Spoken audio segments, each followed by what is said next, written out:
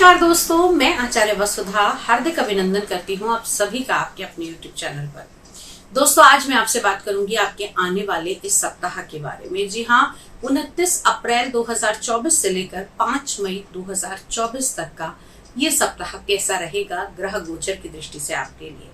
साथ ही साथ दोस्तों, हमेशा की तरह बात करूंगी विशेष ग्रह परिवर्तन और विशेष व्रत और पर्व त्योहारों के बारे में। तो इस सप्ताह में जो विशेष आपको व्रत रहेगा वो रहेगा वरुथनी एकादशी का 4 मई 2024 को। उसके अलावा देवगुरु 1 मई 2024 को कर रही हैं राशि परिवर्तन। जी हाँ, बृहस्पति ग्रह का होगा राशि परिवर्तन। पूरे 12 महीने के बाद में ये राशि परिवर्तन होने वाला है और इनके राशि परिवर्तन से हमारे जीवन पर खासा प्रभाव पड़ता है, क्योंकि देवगुरु बृहस्पति का हमारी कुंडली के 9 भावों के ऊपर आधिपत्य होता है। कहीं ना कहीं हमारे जीवन की रूपरेखा में देवगुरु बृहस्पति का बहुत ही गहरा असर है। तो इनसे जुड़ी हुई वीडियो, इनके राशि परिवर्तन से जुड़ी हुई वीडियो हमारे चैनल पर अपलोड की जा चुकी है। आप वहां से देख सकते हैं। वहां आपको ये भी पता लगेगा कि क्या करना है और क्या नहीं करना है। तो चलिए वीडियो की तरफ आगे बढ़ते हैं। बात करते हैं इस सप्ताह में क्या क्या होने वाला है आपके साथ, आपके ग्रह गोचर के अनुसार। अब बात कर लेते हैं, चलिए, धनु राशि वाले जातकों के लिए कैसा रहेगा ये सप्ताह ग्रह गोचर की दृष्टि से।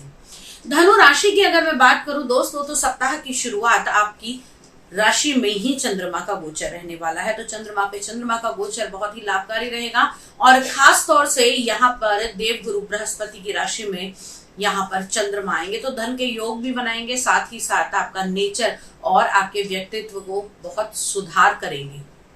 यहाँ पर आपके मूड विंग्स चेंज हो सकते हैं, पॉजिटिव रहेंगे, धार्मिक अनुष्ठानों में आप जुड़ेंगे। साथ ही साथ इस सप्ताह के मिड में आपके पारिवारिक स्तर पर किसी अनुष्ठान के होने की संभावनाएं बनेंगी।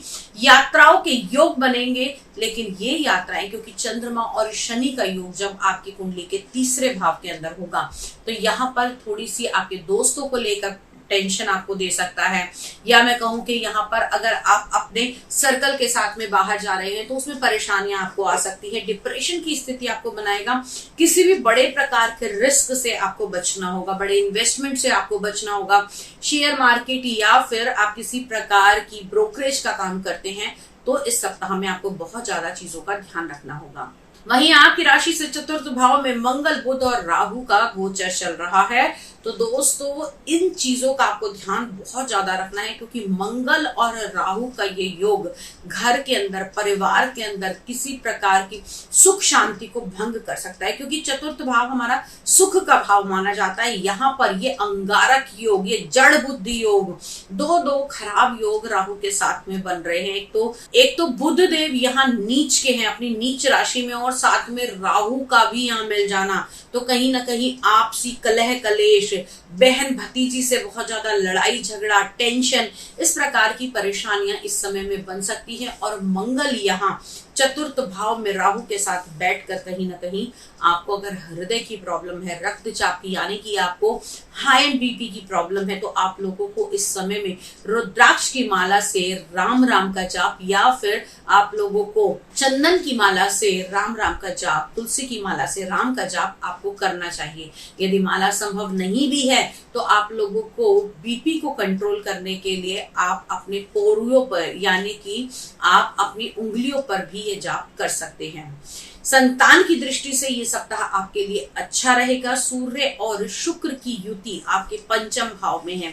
जिन लोगों को संतान की लालसा है या जिन लोगों की संतान इस समय में होने वाली है वो बड़ी ही प्रतापी होगी, क्योंकि पंचम भाव में सूर्य के साथ में शुक्र का होना यहाँ पर लग्जीरियस तो आपकी दिखाता है। साथ ही साथ व्यक्तित्व भी अच्छा होगा, संतान की प्रमोशन, और साथ में आपके पारिवारिक या आपके प्रेम संबंधों को भी थोड़ा सा बदलता हुआ दिखाई देगा। आप रोमांटिक होने की कोशिश करेंगे, लेकिन कहीं ना कहीं आपकी ईगो बीच में आ जाएगी। किसी भी चीज को प्लान करने के लिए आप कोशिश करेंगे, लेकिन आपको ये लगेगा कि मैं पहल क्यों करूं, सामने वाला क्यों ना करे। तो इस प्रकार की चीजें आपको देखने को मिल सकती हैं। साथ ही साथ अगर मैं बात करूं आपके दाम्पत्य जीवन की, तो दोस्तों दाम्पत्य जीवन को बड़ा ही सोच समझकर आपको इस सप्ताह संभालना है। सप्तम भाव के स्वामी नीच राशि में राहु के साथ में, मंगल के साथ में बैठे हैं, तो कहीं ना कहीं चीजें क्या होंगी, खराब होंगी। आपस में घर की कलह कलेश से आपसी संबंध थोड़े बिगड़ सकते हैं। जिन लोगों की डाइवोर्स की बात चल रही है उन लोगों को सोच समझकर अपने रिश्ते के लिए आगे बढ़ना चाहिए, क्योंकि इस समय में लिया हुआ कोई भी एक्शन आपके लिए बहुत ज्यादा नेगेटिव हो सकता है। अब बात कर लेते हैं आपके व्यवसाय के बारे में। तो कुंडली के अगर हम देखें तो कुंडली के दशम भाव से आपका बिजनेस, आपका कारोबार, आपका व्यवसाय, आपकी फैक्ट्री देखते हैं और आपका करियर देखते हैं। तो यहाँ पर सब एक तो दशम भाव के अंदर केतु का गोचर और ऊपर से दशम भाव के स्वामी अभी नीच के हो रखे हैं राहु के साथ में। तो थोड़ी सी दिक्कतें आपके काम को लेकर, आपके व्यवसाय को लेकर आ सकती हैं। जॉब में बड़ा सोच समझकर आगे चलिएगा, जॉब में नुकसान हो सकता है, साथ ही साथ जॉब जाने के भी चांसेस बन सकते हैं। तो बहुत ही सोच समझकर आपको अपना काम करना है, किसी भी प्रकार की इफ बट नहीं लगानी है। ऑफिस में अपने बॉस के साथ में किसी भी प्रकार के आर्ग्यूमेंट से आपको बचना होगा। फाइनेंस में से जुड़े हुए लोगों के लिए भी ये सप्ताह बहुत ही चुनौती भरा हो सकता है। इसमें टारगेट्स आपके कंप्लीट होने में थोड़ी दिक्कतें आएंगी, या फिर मैं कहूं अगर आप किसी चीज की फाइनेंस करते हैं या पैसा उधार देते हैं या लेते हैं तो आपका पैसा इस समय में फंस सकता है। यात्राओं की दृष्टि से ये सप्ताह आपके लिए अच्छा रह सकता है, लेकिन कुछ चीजें आपको बहुत ज्यादा ध्यान में रखनी है। जैसे कि नवम भाव के स्वामी उच्च होकर पंचम भाव में बैठे हैं, तो ये बहुत ही शुभ संकेत है। यहाँ पर भाग्य की उन्नति तो होगी ही होगी, साथ ही साथ देवगुरु बृहस्पति का अगर हम कहें तो छठे भाव के अंदर आना आपके रोगों को बढ़ाता हुआ दिखाई देगा, क्योंकि देवगुरु बृहस्पति जहां भी बैठते हैं वहां की चीजों को बढ़ा देते हैं। इस समय में अज्ञात शत्रु भी आपके बढ़ते हुए दिखाई देंगे, उनसे बचने के लिए मां बगलामुखी की अर्चना आप कर सकते हैं। लकी कलर इस सप्ताह आप लोगों का रहने वाला है येलो कलर और लकी नंबर आपके लिए रहेगा नंबर 5। आज के वीडियो में इतना ही। अगले वीडियो में फिर से मुलाकात करूंगी। व्यक्तिगत रूप से अपनी कुंडली दिखाने के लिए स्क्रीन पर दिए हुए नंबर पे हमें संपर्क कर सकते हैं। जय मां भगवती।